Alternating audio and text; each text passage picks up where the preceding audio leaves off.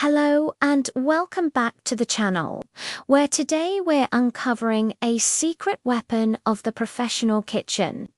A spice so essential to biryani that, without it, you're missing the soul of the dish. We're talking about black cumin, the royal spice, also known as Shahi Jeera.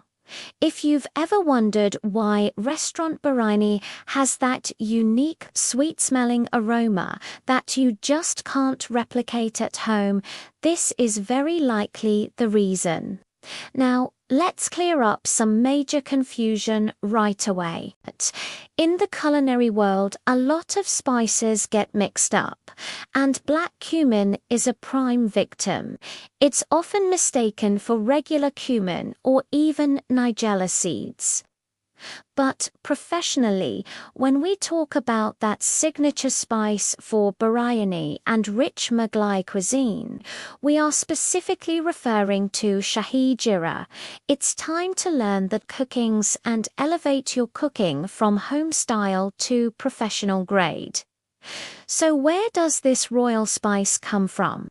Its botanical name is Bunium persicum, which is completely different from regular cuminum. Shahi Jeera is a wild child, native to the high-altitude regions of the Himalayas, Afghanistan, Tajikistan, and Iran. It thrives in mountainous forest-rich areas. And here's a key point. It's incredibly difficult to cultivate on a mass industrial scale, like its common cousin. This wild nature and scarcity are exactly why it's considered a premium, almost luxury spice. When you see the seeds, you'll notice they are much thinner, darker, and more curved than regular cumin seeds. It's a delicate and distinct spice right from the source. Let's dive into the chemistry that makes Shahi Jeera so special. What gives it that enchanting aroma? It's all about the chemical compounds. While regular cumin is known for its earthy, musky scent, Shahi Jeera contains carvone and limon. These compounds give it a much sweeter, more floral profile. It does contain cumin aldehyde, just like regular cumin, but here it comes with a complex, almost smoky finish that adds incredible depth. Another critical factor is its essential oil content. Shahi Jeera's oils are much higher and more volatile than those in white cumin. This means its incredible fragrance can disappear quickly if it's not stored correctly or if it's ground too early. This volatility is a challenge, but it's also the source of its potent magic. Beyond its incredible flavor, Shahi Jeera has a long history of use in traditional medicine, backed by some fascinating physiological actions. Let's look at this from a professional and clinical perspective. First, digestion. It's considered a stomachic and carminative, meaning it aids digestion. This is especially effective for heavy, meat-based diets like those found in Mughlai cuisine. It's believed to help accelerate the breakdown of fats in the gut, making rich dishes feel less heavy. Then there's its effect on metabolism. Some research suggests that Shahi Jeera can help improve insulin sensitivity and lower blood glucose levels, making it an interesting spice for glycemic control. In traditional Persian medicine, it was also used for respiratory issues. Its antispasmodic properties were believed to soothe coughs and relax the bronchial muscles. And finally, like many spices that grow in cold, high-altitude environments, it has a thermogenic effect. This means it slightly raises your body temperature, which can aid in a very small way with calorie burning. It's a powerhouse of benefits packed into a tiny seed. Now, what about safety? Are there any side effects to worry about? For general culinary use, like in your biryani shahi jeera, is considered very safe. You can use it without any concern. However, in highly concentrated forms, like an essential oil, it could potentially cause photosensitivity, making your skin more sensitive to UV sunlight. And as with most potent volatile spices, it's recommended that pregnant women avoid therapeutic or medicinal level doses. But let me be very clear, the amount you use for cooking is perfectly fine and is a traditional part of diets in many cultures. So, how do the pros use it? This is where we separate the amateurs from the masters. First, remember the shahi or royal touch. While regular cumin is the workhorse for everyday lentils, vegetables and simple curries, shahi jeera is reserved for special occasions. It's for your biryanis and pulaus, where it provides that signature sweet-smelling rice that is the hallmark of a luxurious dish.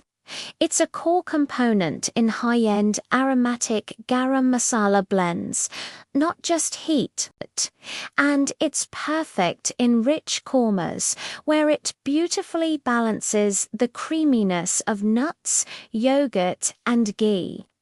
The second professional rule is crucial. Don't grind it too early. We talked about how volatile its essential oils are. The moment you grind it, that beautiful aroma starts to escape. That's why professional chefs will only grind black cumin seconds before they use it. More often, they use the seeds whole, especially when tempering, to preserve every bit of that precious fragrance until the last possible moment. And this brings us to the third and most important technique, the butter or ghee infusion. The flavor compounds in shahi jeera are fat-soluble. This means they are best extracted in fat, not water. The professional method is to add the whole seeds to warm ghee or oil, often at the very end of cooking a curry or right at the beginning of a tikka. As the ghee heats up, the seeds will begin to pop and sizzle. This is the magic moment.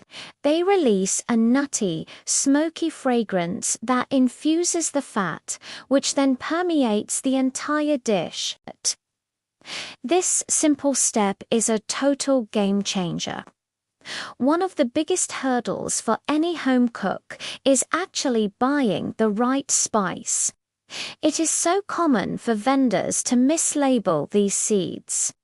So let's learn how to distinguish the three blacks that cause all the confusion.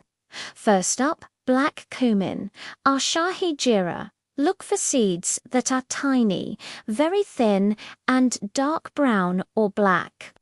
The flavor profile is sweet, floral, and smoky. Next, you have regular cumin or jeera.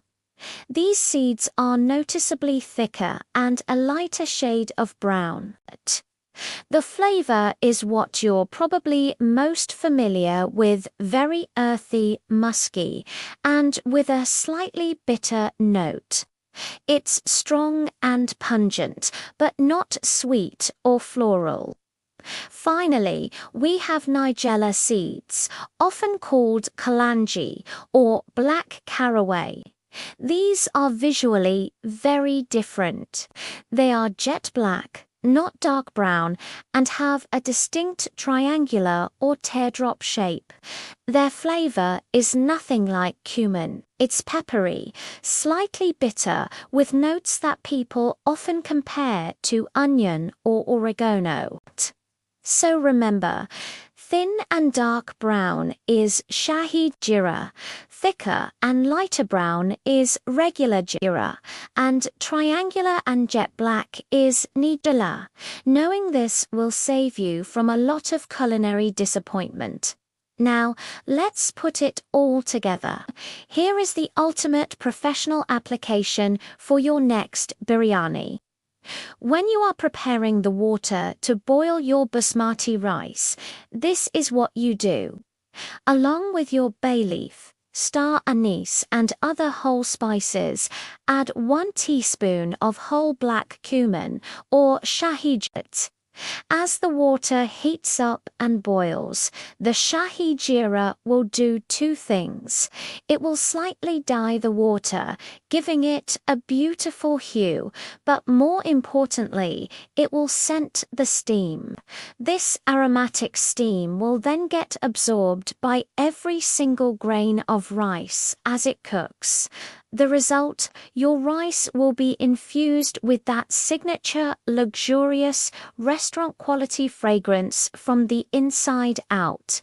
It's a simple trick, but it is profoundly effective. So there you have it, the complete guide to Shahi Jira, the royal spice that will forever change your biryani. Now you can confidently identify it, understand its unique properties, and use it like a professional chef. Stop letting your biryani fall flat and unlock that missing layer of authentic, aromatic flavor. Thank you so much for joining me today. I hope you've learned something new and feel inspired to get in the kitchen. If you enjoyed this deep dive, please hit that like button and subscribe for more culinary secrets. Happy cooking, and I'll see you in the next video.